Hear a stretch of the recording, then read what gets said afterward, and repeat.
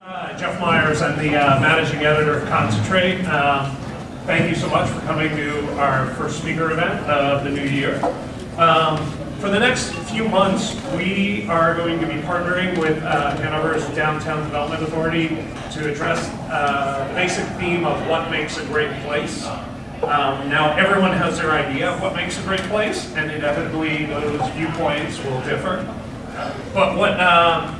But when planning for the future of the city, it seems like a good idea to consider the notion that often gets bandied about, which is the sense of place, which is that kind of unquantifiable characteristic that defines who we are, where we are, and what we might become.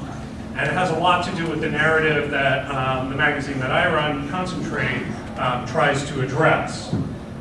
In talking about downtowns, James Jacobs, author of the influential Death and the Life of Great American Cities, has said, "A sense of place is built up in the end from many little things. Some so small people take them for granted, and yet the lack of them takes the flavor out of the city. It is more to the point to consider what makes a city center magnetic. What can inject the gaiety, the wonder, the cheerful hurly-burly that makes people want to come into the city and to linger there. For magnetism is the crux of the problem. All downtown's values are its byproducts. To create it in an atmosphere of urbanity and exuberance is not a frivolous aim." However, she does go on to say that designing a dream city is easy, rebuilding a living one takes a lot of imagination. So it's complicated stuff, and we hope that over the course of the events we're holding over the next 4 months, that we foster more and deeper conversations on the topic. I should probably take a moment to, before we get rolling, to mention that we are underwritten, the speaker series, by the Michigan State Housing Development Authority. We should thank Counter O'Neill's. They provide us with this space, and of course, the Ann Arbor DDA, who is partnering with us over the next couple months. Before I introduce today's guest, the DDA wanted to take a few minutes to provide everyone with a short update on the Connecting William Street project, and if they'll indulge me just for a little more Jane Jacobs worshiping. I think that the planning and discussion of the future of an entire street is particularly in sync with a lot of Ms. Jacobs' ideas. She describes that the street, not the block, is the significant unit. When Merchant takes a lease and ponders what is across and up and down the street rather than what is on the other side of the block, when blight or improvement spreads, it comes along the street. Entire complexes of cities take their life, their names, not from blocks, but from streets. Wall Street, Fifth Avenue, State Street, Canal Street, Beacon Street. So maybe William Street will someday become a socially defining feature of our city.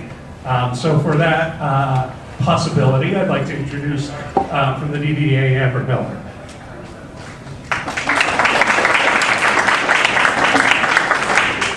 I'm just going to give a very brief overview of the project since this is our first series our first event in the overall series. And currently the DDA is leading Connecting William Street. And as Jeff said, it's a planning project that is really seeking to make a great place. The goal of the project is just as you see on your screen. It is to create strategies for transforming 5 sites into uses that will better serve the community. And those sites include the Fifth Ave underground parking structure, the old YMCA lot, the ground floor of the 4th and William parking structure, the Palio lot, and the Klein lot. And I'm just going to flip through some slides very briefly, and I want you to think about this area of downtown. The assets, like the library, the Blake Transit Center, and of course, vibrant Main Street. But I also want you to think, as you're looking at these photos, about what's missing. There certainly aren't a lot of people activating these sidewalks. And as you listen to me speak tonight, I ask you to think about how we might fill in the gaps and make this area more vital. There are a few DDA staff and committee members here tonight, and we'll be listening right along with you. And before you leave, please fill out your questionnaire and sign up to stay engaged in the process. Thank you so much.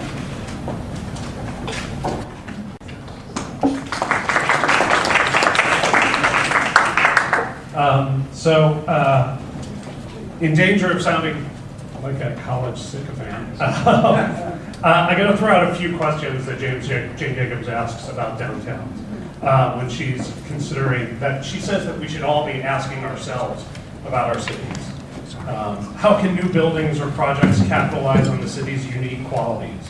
Does the city have a waterfront that can be exploited? How can a city tie in its old buildings with its new ones so that each complements the other and reinforces the quality of continuity the city should have? Can the new projects be tied into downtown streets? The best available sites may be outside downtown, but how far outside of downtown? Does the choice of the site anticipate normal growth, or is the site so far away that it will no longer gain support from the downtown? Does new building exploit the strong qualities of the street or virtually obliterate the street? Will the new project mix all kinds of activities together, or does it mistakenly segregate them? In short, will the city be any fun?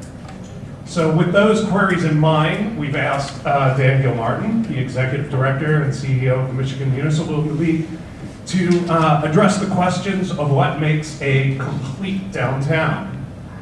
Through his work with communities, Dan is recognized as a national leader in the fields of urban revitalization, placemaking, local government reform, and transportation policy. Dan serves as a member of the Board of Directors of the National League of Cities, is a member of Michigan Future Incorporated Leadership Council. He's served for 4 years as the lead advocate for Michigan's communities in Lansing and Washington, where he's concentrated on a number of key issues, including transportation, land use, and urban redevelopment. In 2010, Dan added, as if that stuff wasn't enough, a radio talk show to his resume, the Prosperity Agenda on News Talk 760 WJR, which is Michigan's highest rated talk station and can be heard throughout the Midwest and Canada. He's a frequent blogger, contributing author to the book The Economics of Place, and a frequent speaker on matters pertaining to place, which is why we invited him here today. I'd also like to point out that today's event is not meant to focus on the Connecting William Street project process. And that Dan's not really here to address to particulars of that process. So if you have specific questions of that nature, I suggest you seek out members of the DDA that are here afterwards, and I'm sure they'd be happy to discuss them with you. So without further ado, can I get a warm welcome for Dan Gilmartin?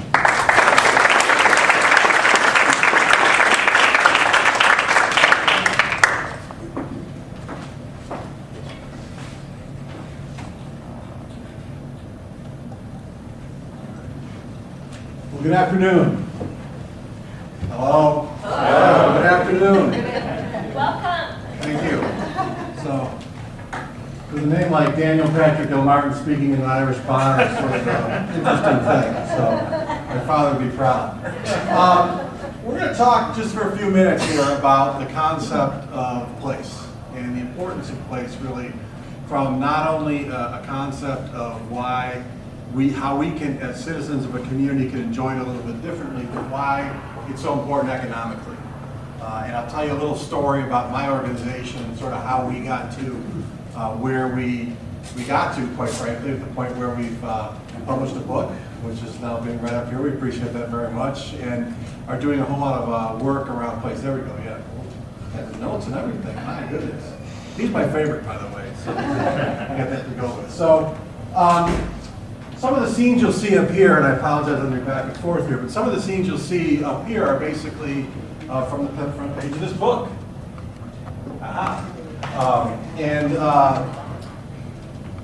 You know, my organization's been around since 1898, and I think for the first 100 years or so, our role in representing communities throughout Michigan, including Ann Arbor, was to work with state government, to work with the federal government, other groups around Lansing or in Washington, to push an agenda that's very positive for communities. And what our role was probably for 90% of that time was to really respond as to what came down from on high. There was a lot of capacity at the state level, there was a lot of capacity at the federal level, lots of things going on, universities, whatnot.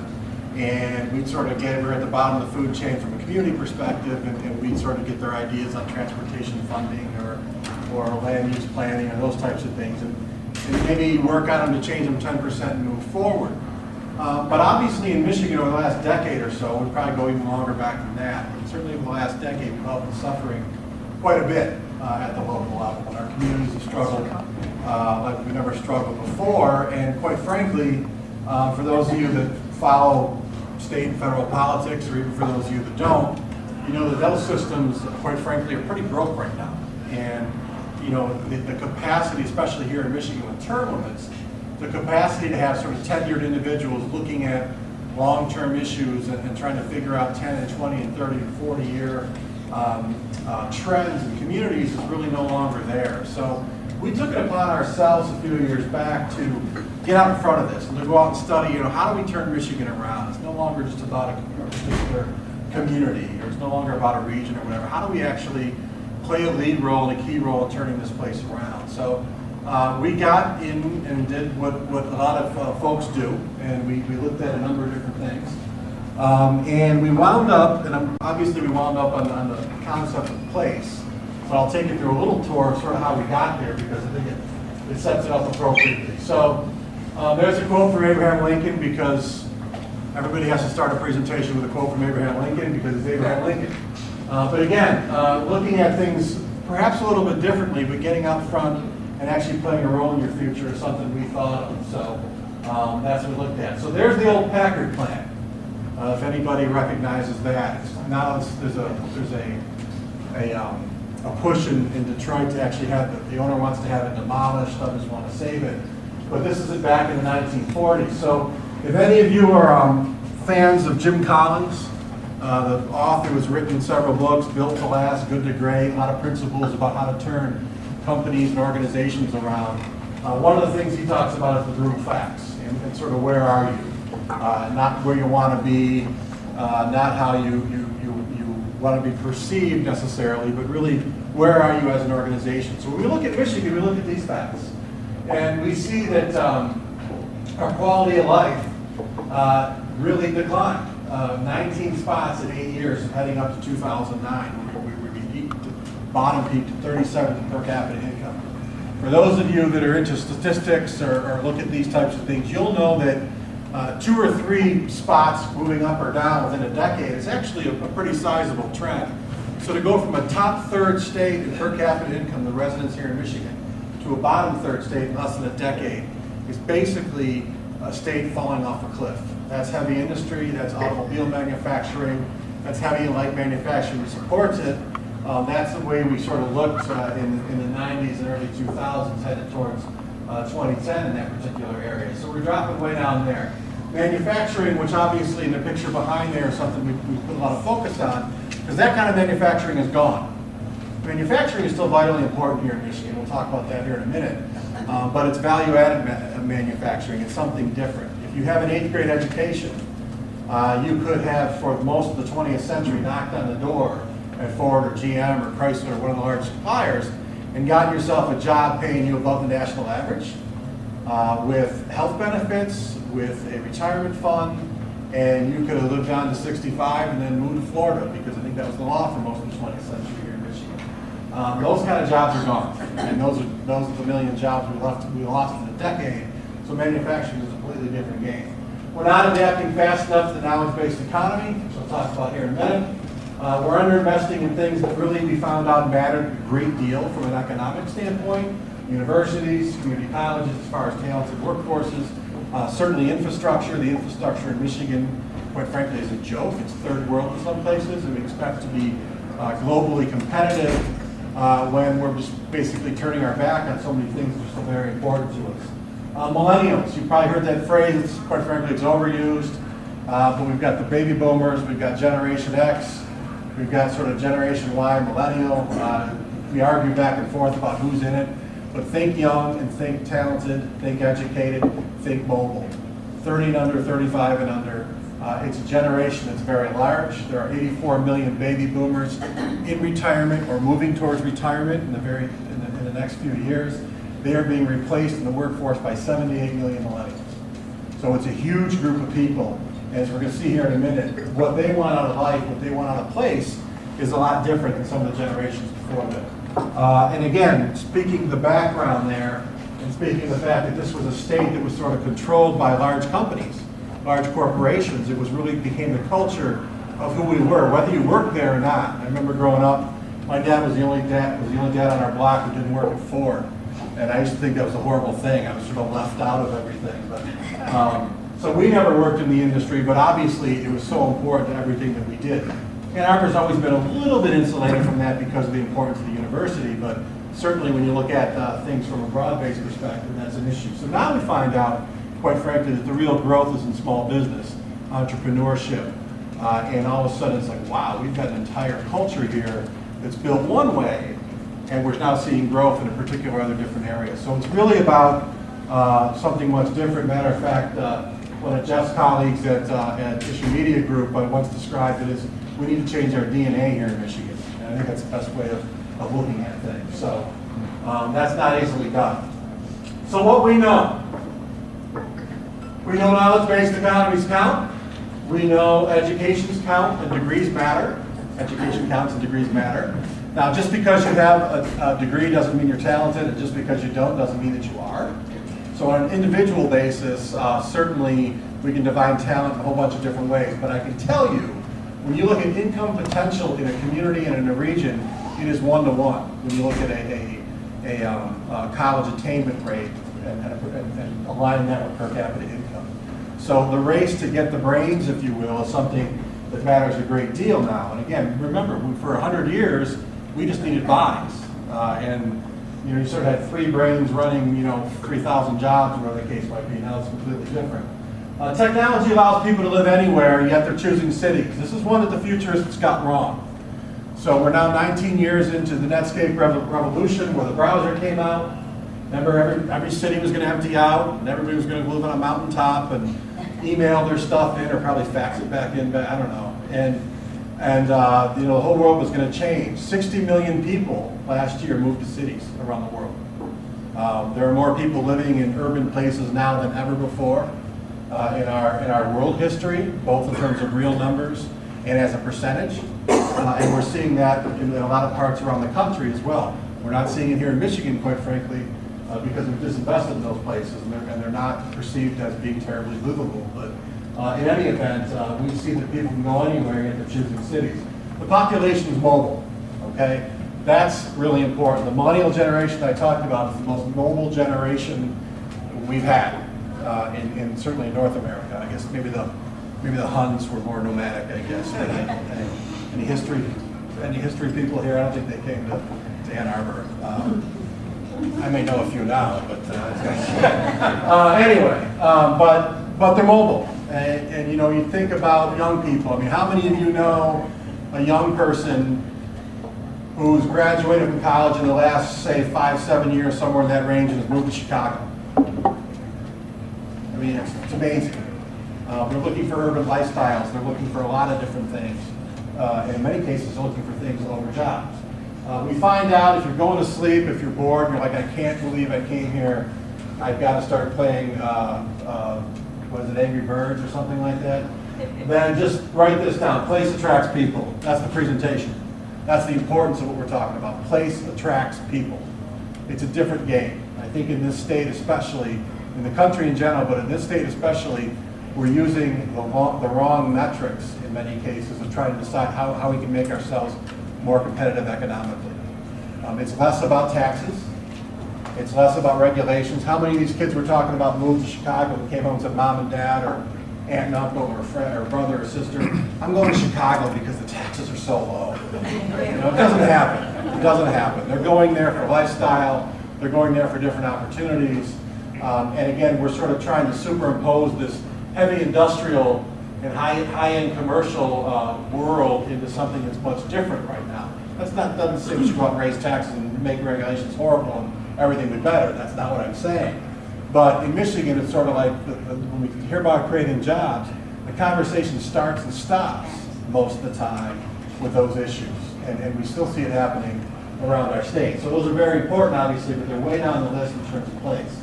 Young people are choosing where they want to live first, then they're looking for work. How different is that than a generation ago? You know, again, you worked at Ford in 1960, and they said, oh, by the way, we're gonna send you to San Jose to work. You just went home and you packed your family and you went to San Jose. I mean, it's just what you did, and that's how people did things.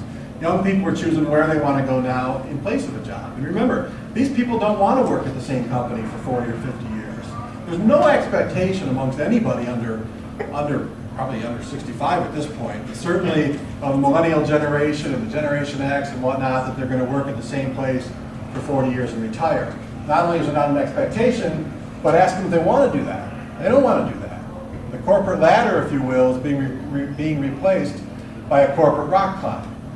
People want to keep going up, but they want to try new things, do something different. So those people that move to Chicago, if they get sick of Chicago in a few years, they may wind up, and we're seeing a lot of this anecdotally right now, but they're going to pick up with friends and go to the next best place. And remember, they're mobile, and their skills are mobile, and technology allows them to work anywhere. So they're not going to stay there for 40 years. They're going to pick up and go somewhere else. So again, the place itself is becoming so important and paramount to what we want to do. And we're in a worldwide competition for talent. Michigan's losing this competition right now. And you know, quite frankly, the best spot for that is Ann Arbor. You have, I believe, the highest educated workforce in the state. Can someone, DDA, can someone say yes? Okay, if it's not, it's pretty darn close. Certainly the university is a huge part of that, but people sticking around. What's that? Midland? Well, Midland's interesting.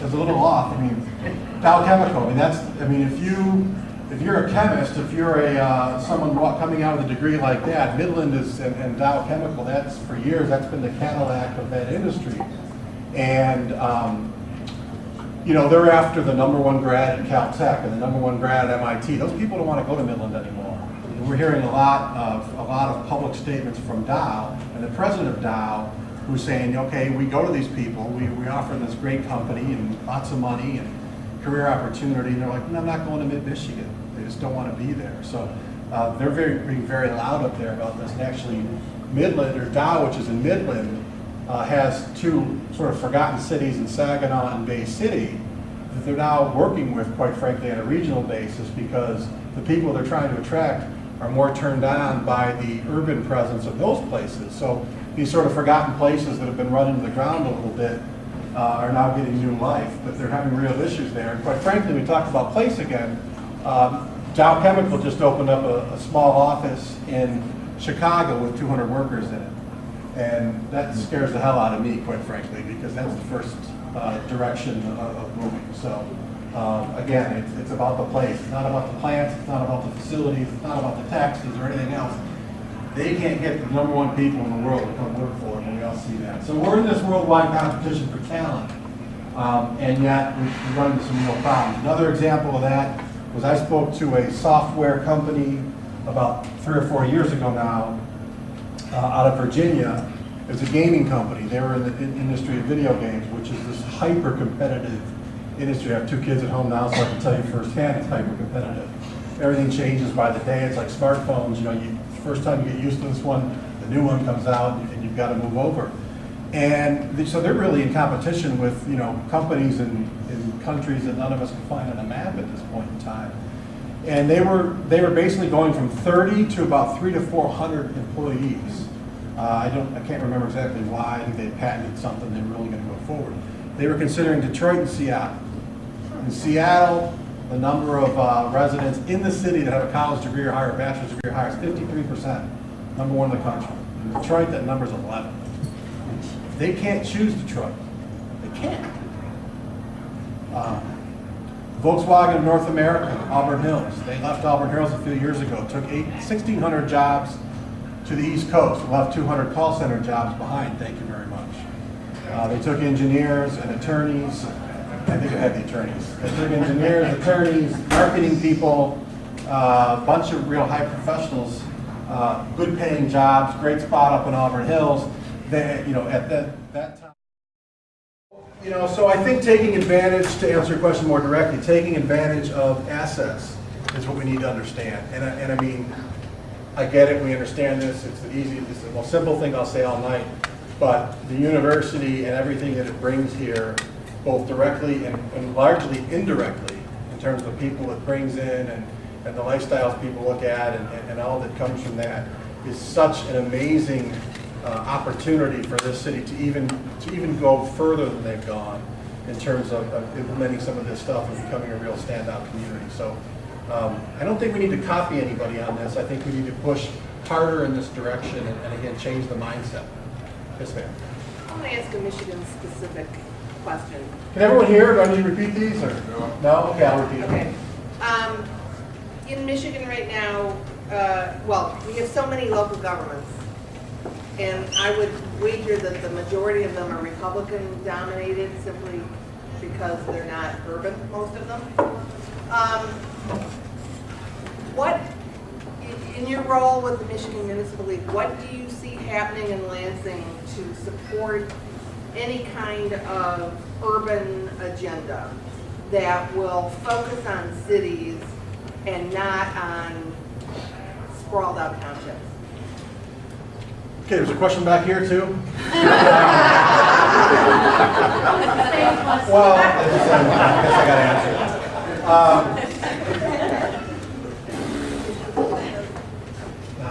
That's what I thought. I can get bipolar about this and be really excited or not. But, well, first of all, the municipality, there are only 2 municipalities in the state that run partisan. The other 500 do not. So, and even in cities where the mayor may be a hard R or a hard D in his or her life, partisan politics, you know, the reason for municipalities running in off-year elections and running nonpartisan is really to kind of take some of that stuff out of it. I think that happens. I really do. At the local level. I was going to say, Yeah. It doesn't work out in Lansing. At the state level, it's a complete mess. It's a complete mess. And the education up there needs to really turn around. Governor Snyder has said all the right things when he ran. I mean, if you recall, when he ran for election, he went to Detroit. He talked about the importance of Detroit. And I don't think, you know, that didn't get him a single vote out of Detroit. So he was doing that. I take him at his word that he believes that as Detroit goes, as cities go, we need to be pushing forward. But there hasn't been a lot of change, quite frankly, to really push in that direction to this point in time. So we'll see. Partisan-wise, right now in Michigan, the Republicans control everything. So the Democrats, from a partisan standpoint, really don't have a say in much. So it's hard to gauge them or to judge their ability right now. But Granholm was there for 8 years, and for much of that time, the Democrats were in control of at least the House. And a lot of this stuff wasn't focused on either. Now, early on, we weren't really understanding it yet, but there's sort of a lot of lip service behind that. But taking some of the issues we got to deal with, transportation funding is ridiculously low, number one, but it's also misappropriated. So we're building 8-lane roads to nowhere, and we've got, you know, old historic towns that have lousy infrastructure. And certainly, as we talked about trains and other things too. So I don't think it's a partisan issue one way or the other. And I can't say that one group is great and one group is lousy. I'm not sure either one has figured it out yet. And we still dominate the discussion around taxes and regulations. And, you know, and again, right now we're fighting back a personal property tax cut in Lansing, which is not personal property tax, it's a business tax cut on machinery and supplies and those types of things. It's been around forever. And the business community wants to get away with that. That's a heavy industry tax. I mean, that's, and you know, the votes are there to pass that right now, which would take another $1 billion out of the stuff that we're talking about up here. And, you know, so we're still fighting some of those issues. But I feel better about this. We have a phrase in the office where, you know, some legislators vote yes at conferences and no on the floor. And we're to that stage right now, but that's better than a few years ago where they either didn't know about this or they were voting no in both places. So that's, you know, you want to take that as half empty or half full. I'm in an Irish bar, so I'll go half full. But it's tough. It's tough. And it's not just here in Michigan. It's more pronounced here. Term limits is a complete mess. I voted for it. I hated the old boys network. And I thought, hey, this will help, and it was dumb. Sir? Statistics about the number of young people leaving the state after graduation. Two parts of this. How much does climate come into play in terms of people leaving? In other words, probably winter. Yeah. But also, how much potential does climate change where Michigan potentially stands to benefit from that? Can you help us in the future? So the question is about of the young people moving, how much of that is due to climate, and then will climate change have an effect on this? Due to climate, it's not a big issue, and it's very interesting, especially amongst very talented people, where, you know, Minnesota, Minneapolis, I'd love to have Minneapolis' economy. Chicago, certainly. Toronto. What's that? Toronto. Absolutely. Portland, where you're from. I mean, it's warmer, but it's gray 300 days a year. And so, you know, when we look at, there's really no specific, and when you look at the Gulf Coast or the Sun Belt, as we talked about, they took all the they took our $20 an hour jobs with benefits and turned them into $10 an hour jobs without benefits. And now, then Mexico went to $5 without benefits, and then China came in at $2. Now we got places living in China because somebody reared their head and decided that, you know, things weren't great. So, yeah. Could I ask an Ann Arbor question? Yeah. You talked about the fact that many people view a car as a waste of money, and you made the wonderful... I'm sorry, I didn't hear that. You made the statement that many people believe a car is a waste of money. Yes. And you made a statement that was applauded, that we should be planning for people and not cars. Yes. In designing our urban places. Right.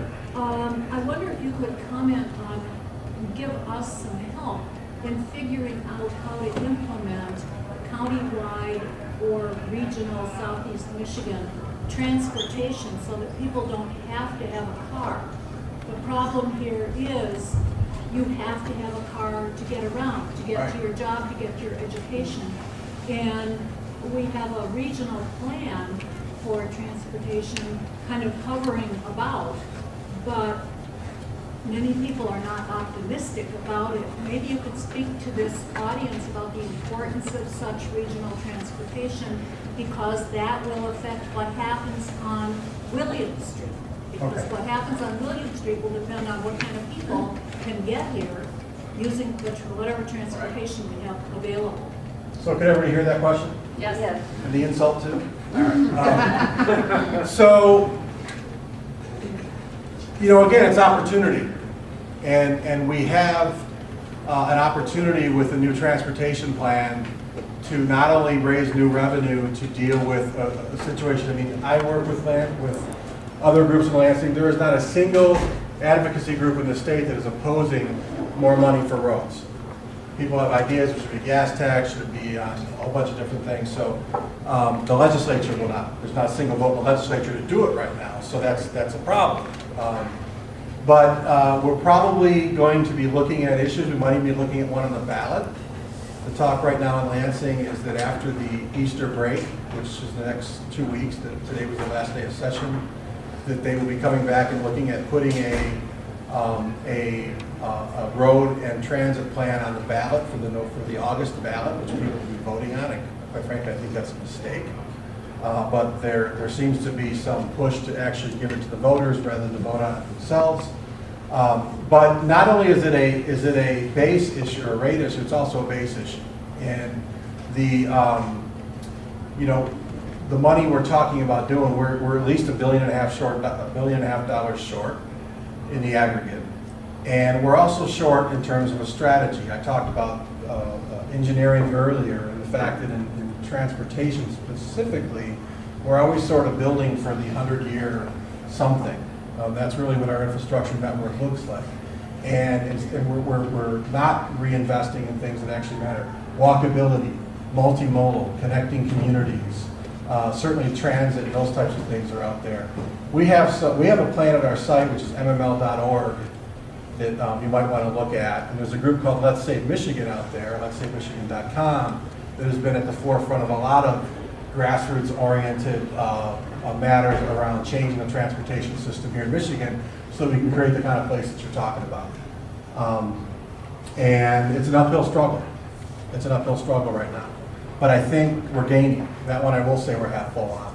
We're not half full on the votes right now in the legislature, especially in an election year. To raise taxes on anything is probably impossible, but I think we're further along than we were a couple of years ago in that particular area.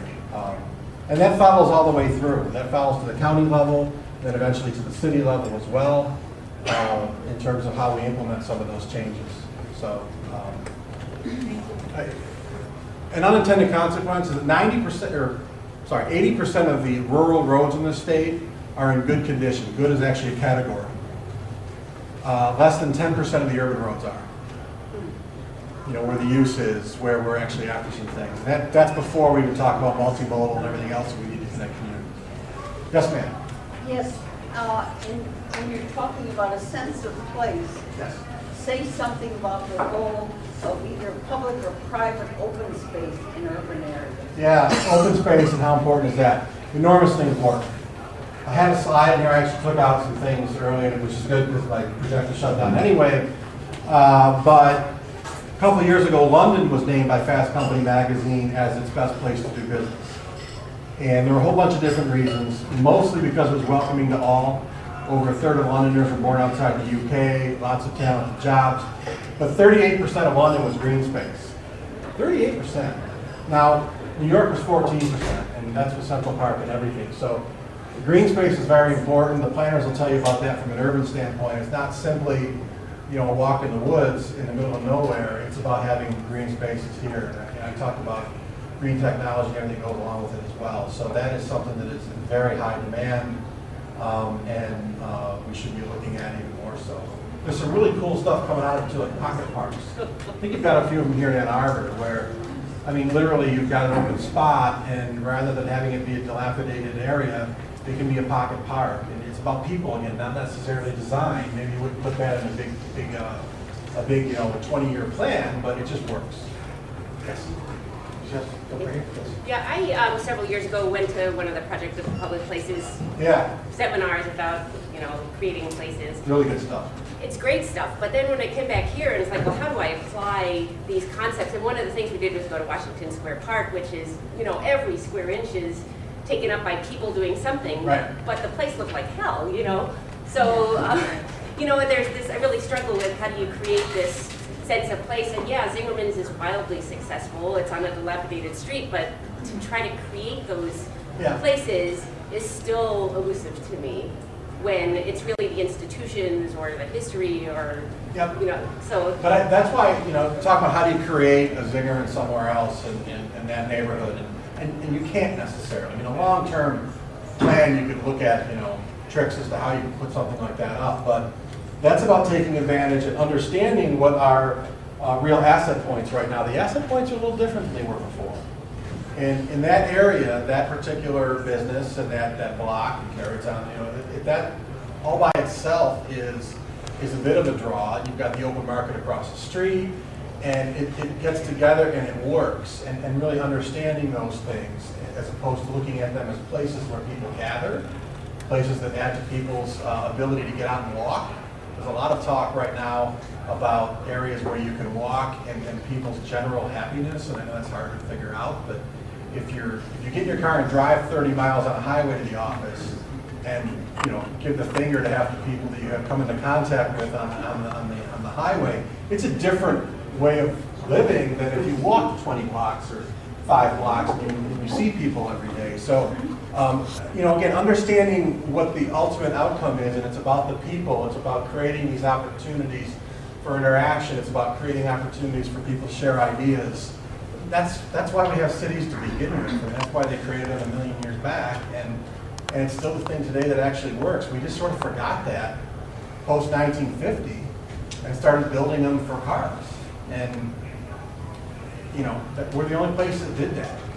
You know, and now we're trying to export that vision of the world, which is not necessarily good. But certainly right. It's also about authenticity movement. Right. Because Troy Street is, you know, it's that uneven curve height, the bricks that are kind of, you know, it's weathered and foot-worn. you know, because you can build Disneyland, which is a place for people. Right. And people gather there, and it still lacks that kind of draw that people would. So I guess I would just wonder how much in your study you're looking at places that are designer planned and well meant, but you know, maybe not to scale for the people when you talk about open spaces, or just don't. You can't fake it. I agree. About authenticity. That's why I showed that picture, and not just because I was here. I showed that to people everywhere. That's an authentic place, and they scaled it appropriately, and they're taking advantage of it for what it can be. It's become a neighborhood anchor. It's, you know, it's an employer. It's part of the culture here in Ann Arbor. You know, whenever you know there's a U of M football game, one of the shoots to a commercial is going to be the line outside Zingerman. It becomes things. Now you can't just build that in Mount Pleasant and say we're done, but you can take advantage of the assets that are there, and I think they've done a great job doing that in that particular area and other places as well. So authenticity is key. You know, for a lot of years we go to Chicago. That's wonderful. Let's go and recreate it. You can't do that. You can learn, you know, ideas, and you can learn about real assets, but you can't recreate somewhere else. So I agree with the premise. This thing. Oh. Yes. Can you speak into the housing that's desired by young adults? You know, is it rental? Is it condo? What does it look like? How long do they hold on to it? And how long do they stay? Can you kind of speak a little bit about that? It's rental. They don't stay for long, and it's smaller.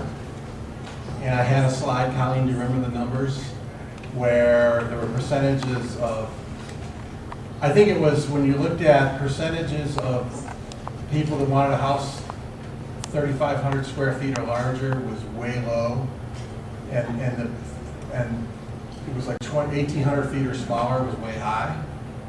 And I also think, especially amongst young people, because they'd rather be close to the action. They'd rather walk out the door and have a million things to do. So that's going to be, almost by definition, more expensive. So they can live in a, you know, I mean, look at these MBAs that are tending bar from U of M in Chicago are living 4 or 5 to a 1-bedroom flat because they want to be there.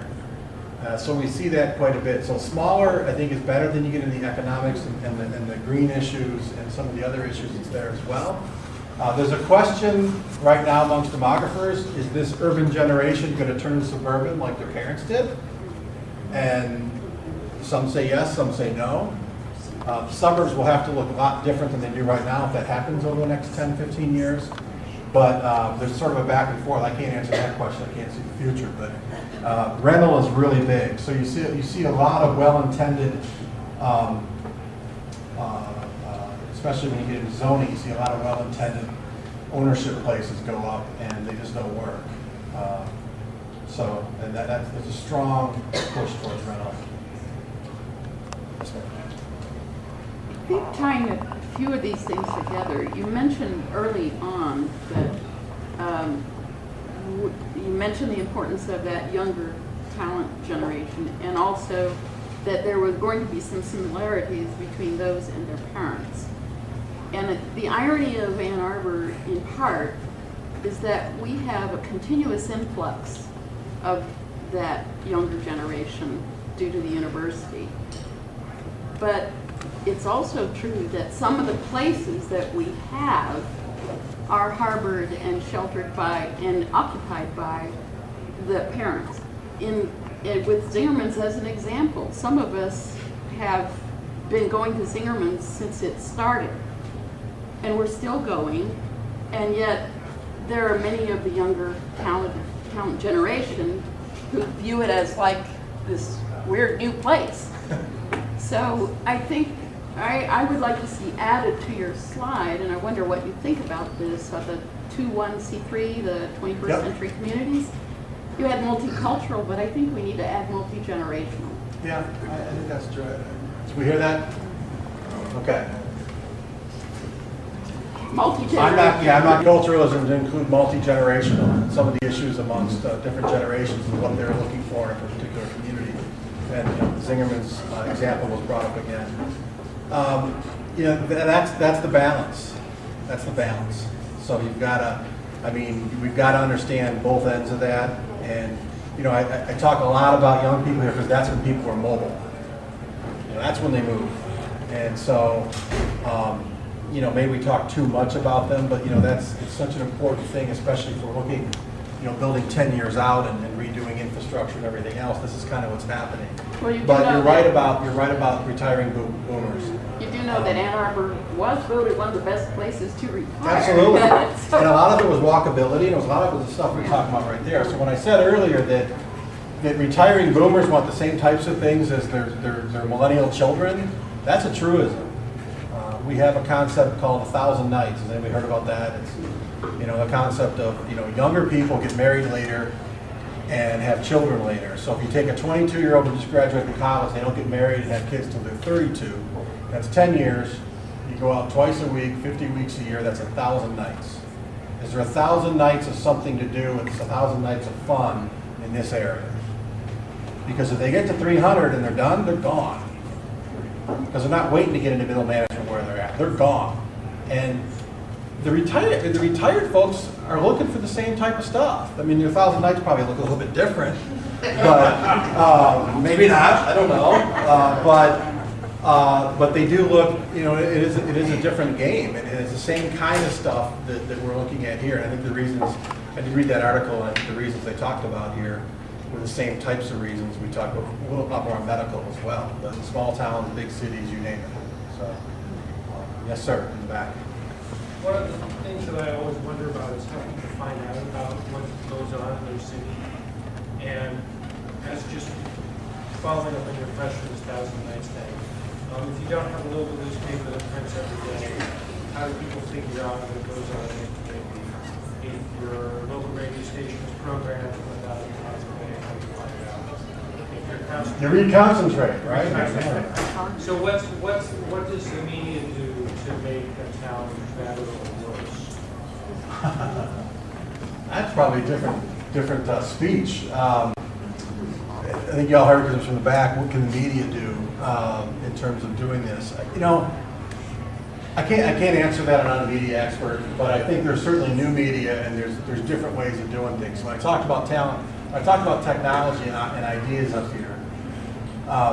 The thing I'd say sort of for City Hall from that perspective is, you know, 40 years ago, if you wanted to learn about the Ann Arbor area, you'd read the Ann Arbor News, or you go to City Hall. And let's pretend City Hall or the Chamber of Commerce, same thing, sort of the old staid group in there in charge of the community. Now, if any of you guys travel, where do you go?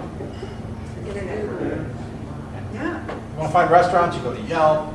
You know, if you want places to stay, it's Craigslist, it's something. I mean, you know, there's this huge opening of ways in which people are talking about communities and people are dealing with communities, that the ability to control the message about what a community is no longer in sort of the local newspaper's hands or the City Hall's hands or the city fathers or whatever you want to sort of think about as sort of old school ways.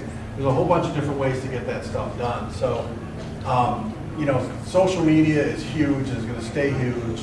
Apps about things, we're talking about creating we've done some apps right now, internally more for local officials and things, but sort of place-based apps about how we can get into some of that. I don't know if we'll do it. But there's just a whole different way in which you can go about some of those things that I think, you know, doesn't really answer your question, but it does allow for some real opportunity to change the message quite a bit.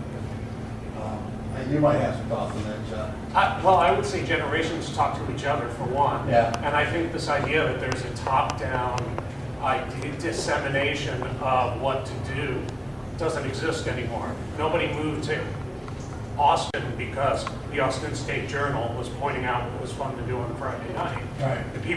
Young people moved to Austin because lots of other young people were uncovering things in that community that excited them. And they became the advocates. We're kind of in this age of personal evangelism, whether it's cultural or economic, and I think that's a far bigger influence than traditional newspapers. Not that there are lots of arguments for having traditional daily newspapers, but I wouldn't say cultural dissemination is one of them. one more point on that. When I talked about changing the whole culture, it's City Hall, it's academia, it's big business, it's all that stuff. We've sort of all rolled into it. And media's in that as well. And you know, we can learn a lot from media. The media companies that have turned themselves around. I mean, think about it. 20 years ago, it was all about circulation and ad space. In paper magazine or paper newspaper papers that had to be out by 5 o'clock in the morning. And that whole business, it's 180 degrees different. And in some ways, the ones that have done it well, we use that from a government perspective to talk about how we reinvent government as well, because it's literally changed the whole game. You have to go where the share of mind exists, as opposed to the share of market. Yeah, You have to share go of mind where is the talking people about. are, Right. and it's not evident based on demographics where it is. And the media that has altered itself is doing that. They're finding where the eyeballs are. Yep, just talking about different ways of getting to people and shared mind. Again, it's not necessarily an age issue or a race issue or anything else. It's how people think on issues.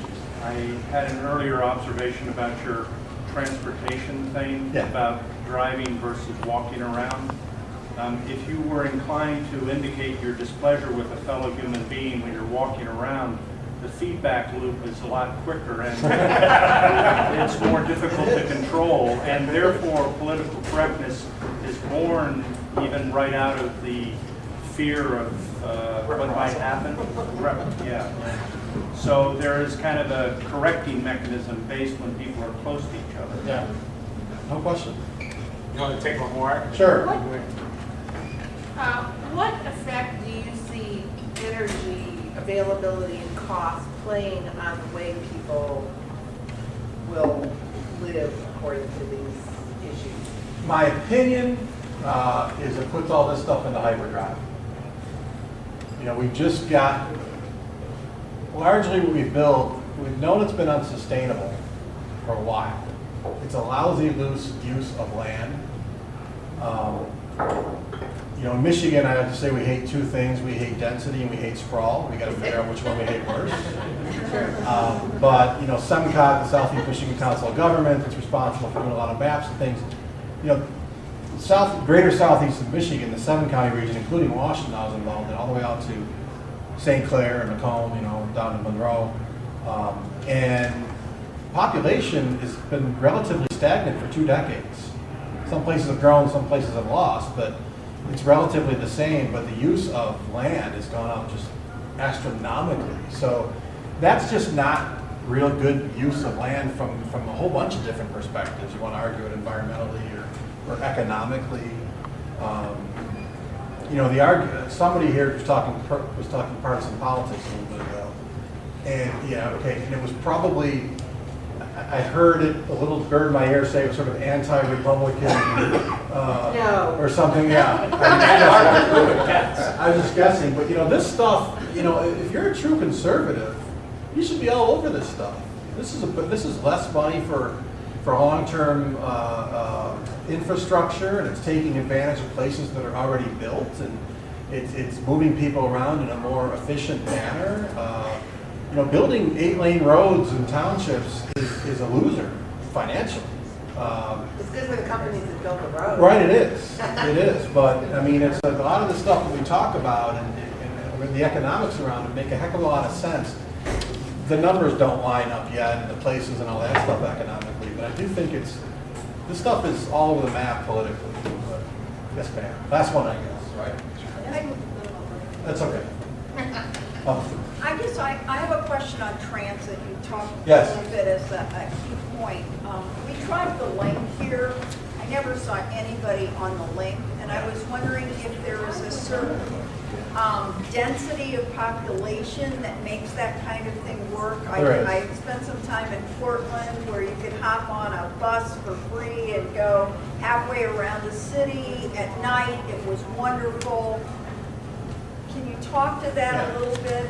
I mean, there's a density of population. There's a density, or there's a size, and there's the convenience of the system. And so when you get into metropolitan areas that have made commitments to this, a train's coming every 15 minutes, or a rapid transit bus every 10, or whatever the case might be. You can rely upon it, and you get people using it, and you change infrastructure decisions around it. We have not had that here in Michigan. So, I mean, in some cases, you know, Ann Arbor's done relatively well compared to most of the other areas. But even if you had the greatest internal system here in the city or even in Washtenaw County, it still doesn't hook you up to all the places that you want to go. And so you can't sort of change lifestyles. It might help you be a little more convenient on a Tuesday or a Thursday or something, but you can't completely change how you live. And quite frankly, if you're somebody coming from outside the state and you want that lifestyle, you just don't see it here.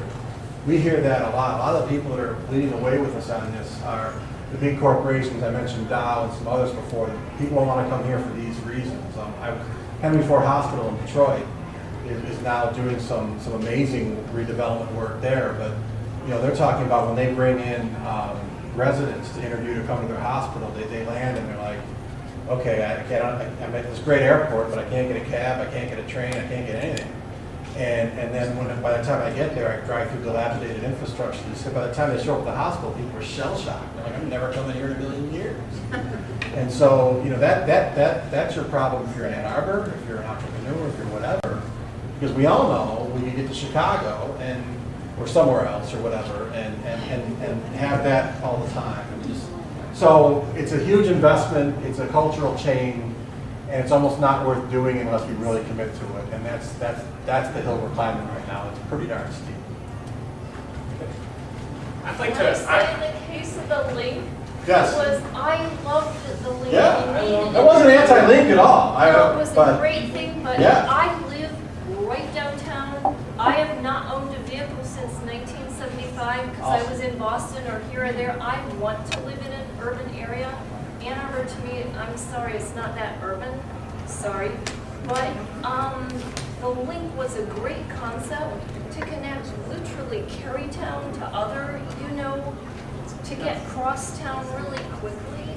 The problem with it was so unreliable. You had to stand outside for half an hour or more before it would turn up. It was totally not functional, and that's why it failed. So, and we see that, so someone like yourself that is completely committed to that Yes, will stand there for half an hour, but nobody else in this room would. Well, I And gave that- up after a And so while. that's sort of the problem, and that's Yeah, why. it's stupid. You could go there in 10 minutes, you know, and Yeah. so it That's the purpose. Yeah. that's the dichotomy between the ideas of riders of choice versus riders of need, Right. and public transport has mostly just been built failed around as the a idea of system. need Yeah. versus choice. It failed as a system. Yeah, so some of the smaller systems like that, and that's not anti-link or anti-anything, but when I talk about sort of changing it and becoming a real metropolitan area, we need a huge investment, so. I was going to finish off with a question for you, Oh, yeah. because I want to spin something you said kind of on its head a little. Okay. So we were talking about the value of the university in terms of Yes. Ann Arbor, and the reason I'm bringing this is to kind of bring it back into this idea of the downtown. You also talked about how the auto industry, the old manufacturing model of kind of the company town, has kind of undermined our competitiveness for the future. Ann Arbor's a company town. The university happens to be our company, but it's a company town. A company town that employs 60% of employees outside of Ann Arbor. So, and I'll use this as a small anecdote as a way to kind of introduce this question. My wife's department, who works at the university, was interviewing someone to run it at a salary point of about $250,000. Very high salary.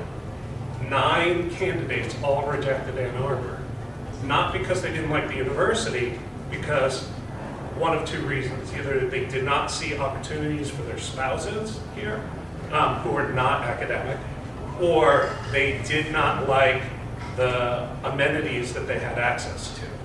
So how does thinking about our downtown in terms of what it encompasses, how does that play into that economic choice that people are making?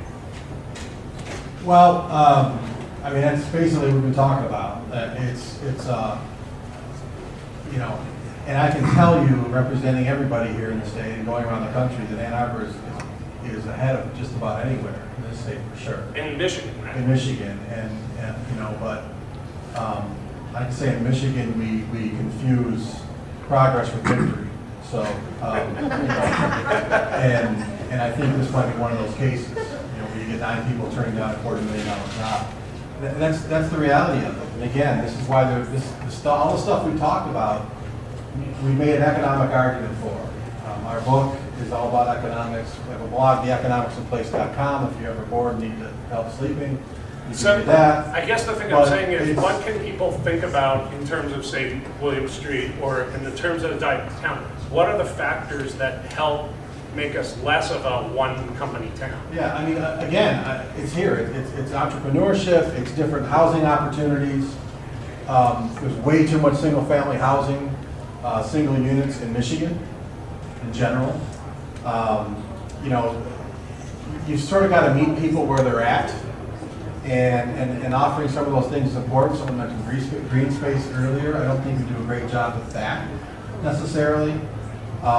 And then be a huge advocate. So keep doing what you're doing here, but do it faster and quicker. And be a bigger player in the regional and statewide conversation about some of these issues, because I would bet that they would change the people that don't like the lifestyle, or you know, whatever it was that they sounds like they were talking about, would feel much differently if they could get to downtown Detroit in 45 or 40 minutes on a train or whatever, and get to Chicago in 2 hours and maybe be on the lakes. I mean, I'm talking to Traverse City, and they're begging for a train line to get from Grand Rapids in Michigan up to Traverse City.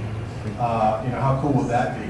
And you see that as well. So there's that bigger conversation, and we've got to lean on folks to get to talk about this instead of stuff that we sort of hold them accountable for right now.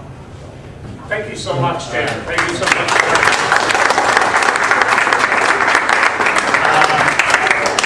I also want to thank Connor O'Neill's, Michigan State Housing Development Authority, and of course the DDA. Next month we're going to be doing another event. I believe it's on April 19th. We're going to be talking about how to generate, at least I hope, as long as our guests come, we're going to talk about the value of public spaces in our downtown and how they're developed. I'm working very hard to bring in someone from Campus Martius in Detroit. If you know anything about that space, it's actually kind of a success story in the city of Detroit. And I think understanding how it came together and how it's sustained is something that we might be able to learn from. Thanks so much for coming out, and hope to see you next month.